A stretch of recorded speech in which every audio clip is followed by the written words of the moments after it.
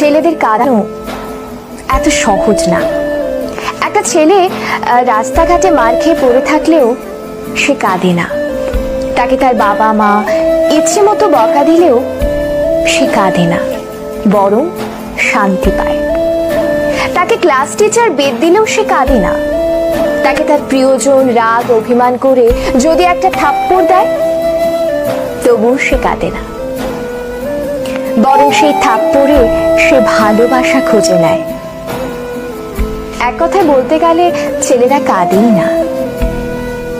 ছেলেদের কাঁদানোর একটা সহজ উপায় হলো তাকে অবহেলা করুন, তার থেকে গুরুত্ব কমিয়ে দিন, তার প্রতিটা কথা এবং অনুভূতি হেসে উড়িয়ে দিন, তার ভালোবাসাকে মজা হিসেবে নিন।